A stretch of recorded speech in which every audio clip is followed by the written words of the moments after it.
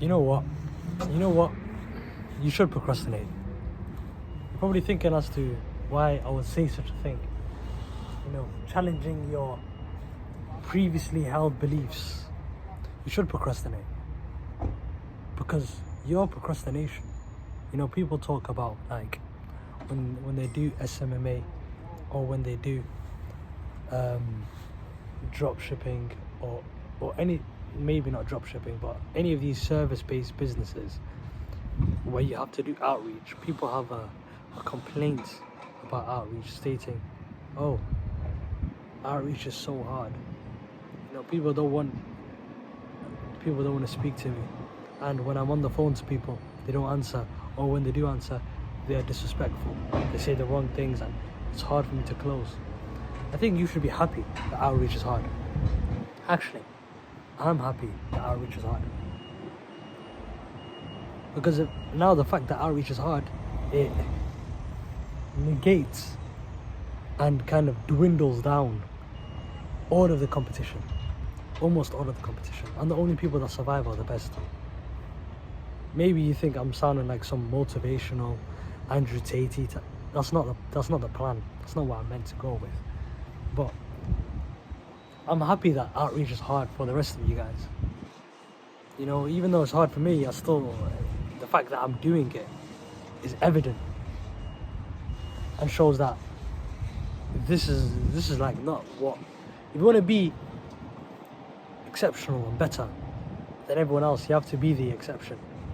So the fact that I'm willing to put in more hours of outreach than you are means that is the road to being exceptional. Anyway, kind of went off on a tangent there, but I'm happy though.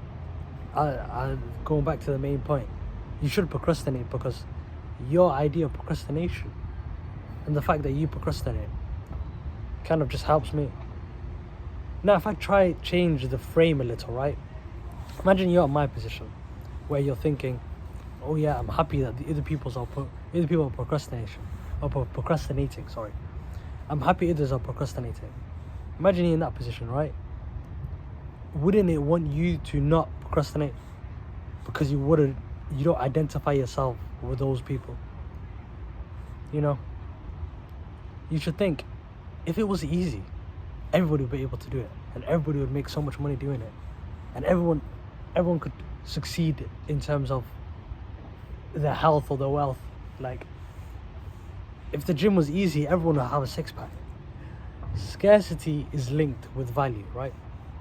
So the less common it is means the more valuable it is. That's why the idea of gold, that's why gold is incredibly valuable, because it is a scarce product. Plastic goes for about 20p. Gold, an ounce, go in the tens and hundreds. You know, we don't know. Even a silver ounce, a silver circle, like flipping 250 quid, bro. It's crazy. Pure silver.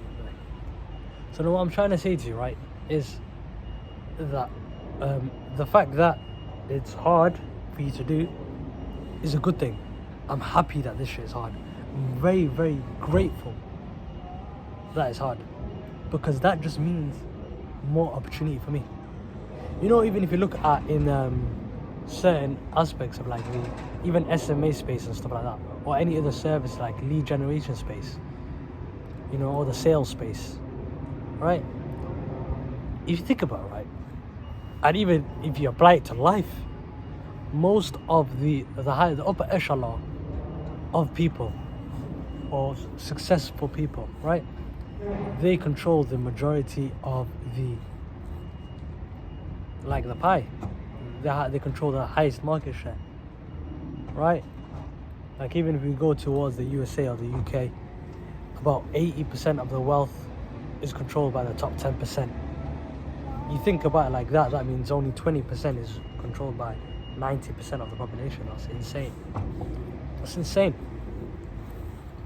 But that just goes to show, right, that the idea of saturation and the idea of, oh, people are missing, it doesn't actually matter. Mainly because if you're better than everyone else, you get what you want basically. Well, the world and life, yeah, in my view, is very meritocratic, right? To an extent. Evidently, you can have certain biases or whatever in like college and stuff. Like, oh yeah, certain college admissions are not. No. That's a different discussion for a different day, because you could talk about why certain races are not succeeding as much academically as other races, but that's a different discussion, right? But I think the world overall is meritocratic, right? Meritocratic just means you get what you give. If you work hard, if I put in 10 hours of outreach, right? Let's say I've not signed a client. This is probably where most of you guys are. You've not signed a client. You've not done anything like this. You've not succeeded in life, right? If I sign a client right now, right? You probably think, oh yeah, he's an overnight success because you don't, I've seen this quote, right? They're jealous of what you have, but they're not jealous of how you got it, right? I forgot where I got it from. I seen it on a Chris Williamson podcast with Alex Ramosi. I forgot where it was from. But if you understand it like that, right, is that everybody wants that $10,000, but people don't want it enough. Like, I want to skateboard. I want to learn how to fight. I want to learn, okay, I know how to fight, but I want to learn how to do all these other things. But do I want to learn it enough to the point where I buy and invest into a skateboard and physically skateboard and spend time out of my day, siphon time from important things to skateboarding? No. So it's all about, when people sell to me the idea of procrastination, I'm a procrastinator. You know what that means? That's just a synonym and a buzz phase for I don't want it enough. Genuinely. Because if you wanted it more than the rest of it, that's the idea of saturation, right? Is that there's so many people that want it, right? But if you want it more than the rest, then saturation doesn't matter, because now you've gone to a different level of saturation, right? So let's say there's 1,000 people here that want it, and then you go past those people in terms of how much you want it, and you put in the work to show that, right? Because the work also matters. You put in the work to show it. Now this is the box from before the saturation. Now you've superseded this box, so these people do not concern you anymore. It's like making 100k and worried about the people who make 5k, bro, 10k. That's not your ballpark, as long as you put in the work, right? I know everyone starts here into the saturation. However, if you put your time and effort that those people are not putting in, you're gonna succeed. That's why I think every business model is gonna succeed. But I was saying something that I thought was important, but I kind of digressed a little. It's quite annoying. I forgot. Evidently I'm still new to this YouTube thing. I'm watching a few people on YouTube have sit-downs and discussions like this, and I try to learn from them in terms of the way that I'm articulating myself and in the way that I can carry a train of thought and express it properly, right? But I'm still new. Everything's, as I said, it's the idea of saturation. Everyone's making YouTube. YouTube's saturated. Football's saturated, right? Football in itself is saturated. However, there's people trying to be footballers every day. People never complain about the saturation of football. People never complain about the saturation of YouTube. They only complain when it comes to business model. That's, why? It's because it acts as an excuse. And it acts as a reason as to, oh yeah, I didn't do this because of this. It's helpful. I'm happy you procrastinate. But that's where I was going. I remember it now. So yeah, I'm getting better. But I'm happy you procrastinate, because your procrastination leads to my success. Life is PvP. Yeah? Agitating. No, I'm joking. Genuinely, yeah, right? It is actually like, for your gain, someone has to lose. Whether it's market share, whether it's directly, like I take his physical customer,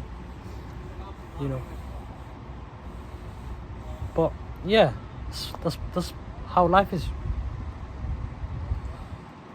And that you can continue to procrastinate, because as I was saying, procrastination just means that you don't want it enough, because if you wanted it, you'd work, right? So I'm happy you procrastinate. Keep procrastinating. Money to be made, and I'm making it. I'm leaving you in the dust. And I'm leaving them in the dust. And there's probably someone who wants it more than me who's leaving me in the dust. So what I gotta do is want it more. And put in the proof and the time and the effort to show that I want it more than you. Because wanting it is one thing, doing it is another. You know, a quote that I made myself, probably paraphrased from the billion times I've seen on the internet, right? A goal without action is just a dream. You know, it's just a dream. It's never gonna happen. Like, in your dream, you fly, you're never actually gonna fly in real life. You know? And that's the exact same thing. Like, I'm sleeping right now and I'm having a dream about being successful. And if I don't do any action, it stops right there. It doesn't go any further than that. It stays as a dream. You know? Even mine, like consciously, I can dream, like physically daydream about, wow, what I'm gonna do when I become exuberant in wealth. I'm gonna do this and this and that. But then the thought passes and I continue with my, you know, unsustainable level of mediocrity, right? Because I'm staying in a position I don't want to be. You know, I'm happy to see that there's loads and loads of people online, right, that are posting, that are wanting to be better, right? I'm happy that they are, right? But I'm happy for them because I want everyone to do well. You know, I've got nothing negative against anybody really. And I'm happy for them. However, I'm happy that they just leave it there. You know what? You, the person watching this video, just leave it there. Like, continue watching those videos because it was from a quote from, I forgot the thing, I don't know. But he was talking about, the quote was, you know, that's one of the problems also, is that my mind thinks at 100 miles an hour more than what I can express. Because I've thought about 10 different things. You know that in that little gap where I said absolute niche, I was thought about 10 different things.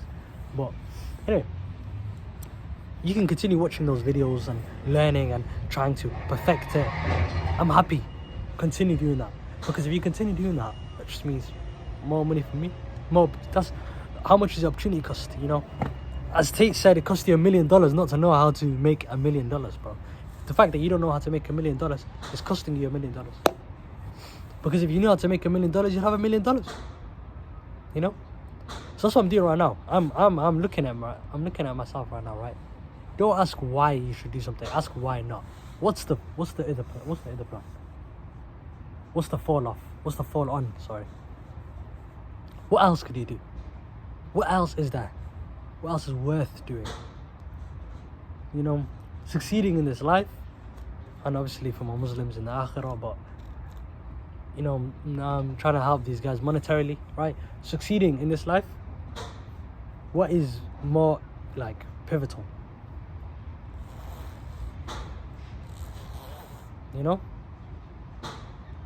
And you should be happy that your fallback is a job at McDonald's or whatever these other places. You should be happy that this is your fallback, because that's what most people's normal lives are. Your backup option is most people's normal lives. You know? So you should always take the risk. If you're probably watching this video thinking, oh yeah, I'm not taking the risk. Take that risk. Because if you take the risk, let me rephrase. The risk of not taking the risk is bigger than the risk itself. Because if you don't let me try to explain that to you, right? You risking not taking that leap and actually taking action, you risking that for a 9 to 5 is bigger than the actual risk in itself. So then the risk of going away from your 9 to 5 and trying to succeed in somewhere in life, you know? Because to be completely honest, even towards the start of anything that I was doing, I remember I was seeing a thingy from Justin Waller, right? Work. I don't get any results. I don't get any results in terms of monetary, but I get a little bit better. Work. I don't get any results, but I get a little bit better. Work. Boom. I get paid. So it's just about getting better, which will lead to the pay. You know? Everyone wants to know about the results in terms of Because all of these other business models, every business model is made to garner one result. The result is to be financially successful and or financial freedom or whatever, just to be freedom, right? The idea of freedom, right? What you see these gurus are selling you on the idea of this vehicle being the way to do it, so they can teach you how to do it, which is one thing, right?